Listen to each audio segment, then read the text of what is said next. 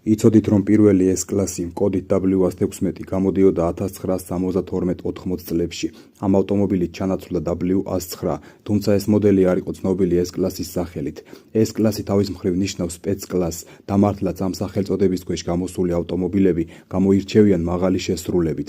W116 აღჭურვილი იყო შუშების ელექტროამწევ ჩამწევით, ლუკით, ავტომატური კლიმატ კონტროლით, ABS-ით, დამატებითი შემაკავებელი სისტემით, რომელიც მერსედესში წარმოდგენილი იყო SRS სიმბოლოთი.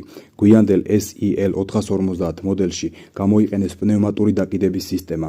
ამ ავტომობილებში გამოიყენეს ბენზინის 2.8 ლიტრი მოცულობის, 1.6 ცილინდრიანი კარბურატორიანი, 160 ცხენისძალიანი და ინჟექტორიანი 185 ცხენისძალიანი, 3.5 ლიტრი მოცულობის ვერვა 200 ცხენისძალიანი, 4.5 ლიტრი მოცულობის ასევე ვერვა 225 ცხენისძალიანი და ყველაზე მძლავრი 6.9 ლიტრი მოცულობის ვერვა 286 ცხენისძალიანი ძრავები.